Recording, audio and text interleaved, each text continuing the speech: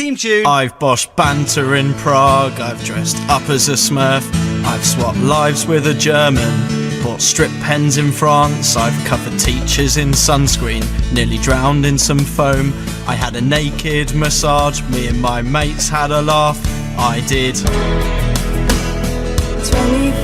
years at the top end.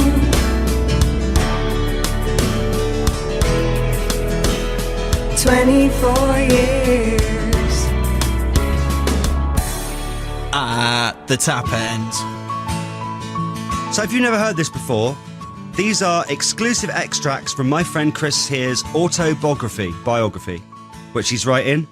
And it's called 24 Years at the Tap End because... It basically took me 24 years to realise that it's comfier to lie in the bath the right way rather than your head's against the taps.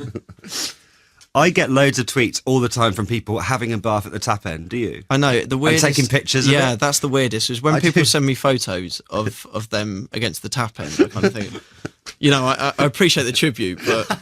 They do it a lot. I don't want to see it. Right, okay, let's get into it then. Monday's tap end, another extract from the autobiography. I am keen. I'll tell you how keen.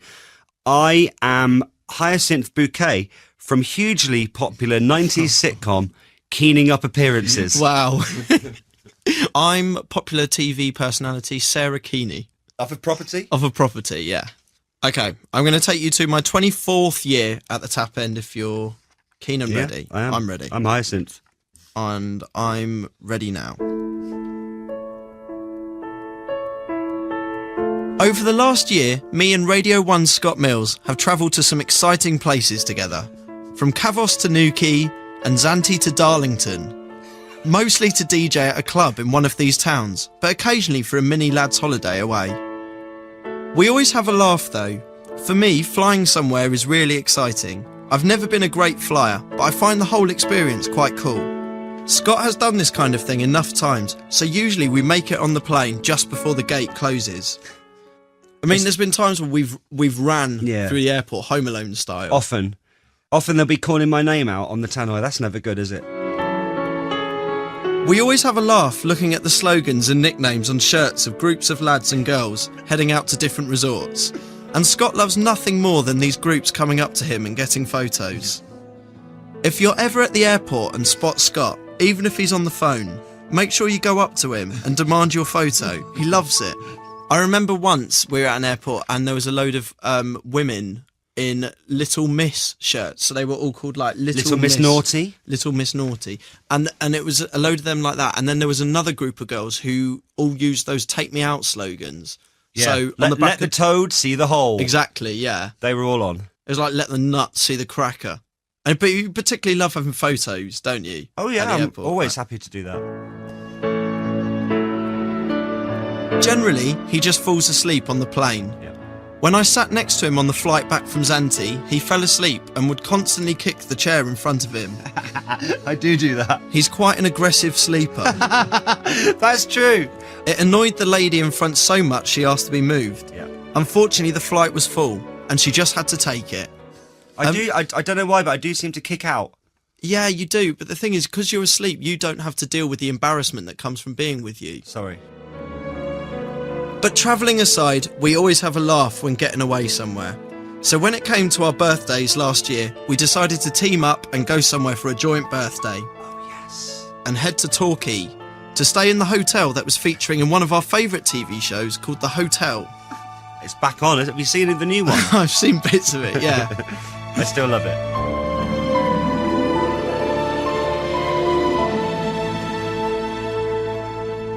A few friends got involved and everyone headed to sunny Tour-quay by train for what was set to be a good lads weekend. If you haven't seen the TV show, the hotel that features in the TV show is ran by an eccentric guy called Mark, who's a legend, but it's fair to say the hotel isn't the best, and that's what makes for some funny TV. As we arrived, I was proper excited.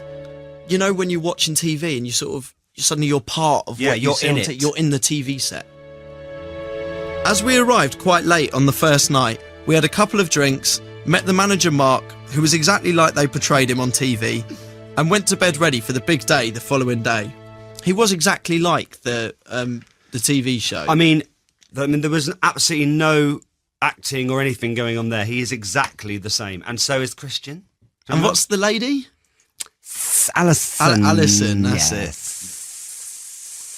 it. You really got on with her, didn't you? Yes. You just have whole conversations of doing Yes. that. A lot, Yeah. yes. The first thing I did the next day was head into Tour-quay to find somewhere I could get some shirts made for everyone. I decided on Lads on Tour Quay as the slogan, keeping it simple and classy. Luckily, the weather was amazing, so I treated myself to ice cream and chips. Seagulls were out in force though, and proper vicious. They are scary creatures and forced me to drop my chips. Apart from that, it was a good lads' weekend. Me and Scott even went to go play a bit of crazy golf, something he really wasn't keen on, but was surprisingly good at. I loved that, you know. I don't think you allow yourself to do as much sport as I think you were genuinely It's not sport. crazy golf. Not really. Well, it kind of is. It's not. But the big highlight of our birthday was due to be at that evening's party night. The hotel manager Mark was very excited about this and had told us he had made some special plans. Me and Scott arrived in the hotel bar, which was rammed with people. There was a good atmosphere, but Scott was quite keen to stay a bit out of the way and not draw too much attention to himself. But Mark the manager had other plans. I wanted it to be like a quiet affair, but it wasn't. It became apparent that the bar was full of people who had been told that Scott Mills was celebrating his birthday at the hotel that night, and that Scott Mills and Chris Moyles were both there. I don't know where they got that from. It was, I think they just heard Chris was coming with you, Yeah. and assumed it was Chris Moyles. Oh, It had become the talk of the town. it really was. It was on Twitter. Everyone was like, oh, Chris Moyles is here. And it wasn't. It was you. How disappointing. And yeah, that's the thing. It was my birthday, and I feel like I was turning up and disappointing a bar full of people.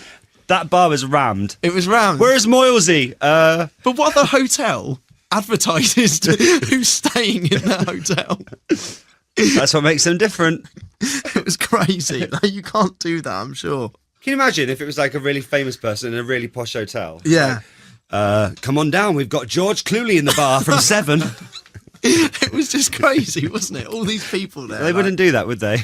And we walked in, and I remember thinking, there's something a bit odd about this. Like, this isn't just your average hotel bar, sort of. Me and Scott were shown to 2 seats right in the centre of the room, and a massive cake was wheeled out in front of us. Everyone around was taking photos, but it was all a sweet gesture as the whole bar started to sing happy birthday to me and Scott. I think by then they'd realised Chris Moores wasn't turning up. I think they were over it by then, yeah. But as the song ended, the top of the cake crashed open and out popped a man in full drag, who promptly burst out the cake and grabbed me. It was my first experience of a drag queen, and it came as a bit of a shock. Scott seemed to find the situation less daunting, however. I've just seen him before. Yeah, it was something which was very new and shocking to me. Yeah, I've had previous. It was a lively start to party night, but most people in there were there to see Scott. So a lot of the night was spent taking photos of him on other people's cameras. Sorry. After a while, he decided to call it a night and sneaked off to bed. The problem is, though, his room was really close to the bar. So lots of people saw him sneaking away and then formed a queue outside of his door, True. wanting a photo and an autograph. I was like, I'm going to go to bed now, but I'm just going to sneak off. And then literally 5 minutes later, there's these girls going, Scott Mills! Scott Mills! Scott Mills! Which is nice. It was brilliant. It was just like, it was such a surreal experience, the whole thing, wasn't it? I literally opened the door. I was like, why is there a queue of people? Oh, hi. It was like you got out of bed and did like a meet and greet. I was thing. in It my pants amazing. by then. He seemed pretty tired on the train home the next day. In fact, Scott Mills slept the whole way home. Of course, kicking the person in front's chair the entire 3 hours, 5 minutes. All in all, it was a good weekend though, and a good joint birthday. But this year, I want to try and think of something for us to do which can better it. Maybe we should find another, like a TV show, reality TV show where we can visit for our birthdays. Yeah, that's a really good idea. Where else can we go that's on TV? Well, we could do a party in that tent from the Great British Bake Off. Why don't we try and go to Downton Abbey? I was watching Mr. Selfridge last night, but I don't think we can do our Sure. birthday party in... We'll just call them then. I think hiring Downton Abbey, the actual building, might be quite expensive. Yeah. And also, unlike the hotel, you won't see Dame Maggie Smith, will you? She's not going to be there going, hello?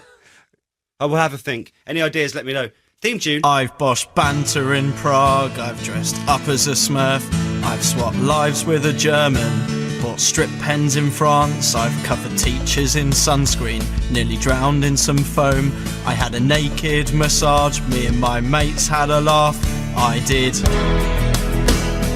24 years at the top end.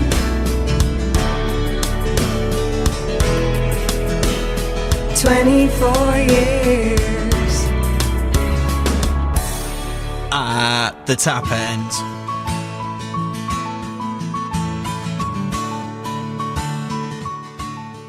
This is Scott Mills on BBC Radio 1.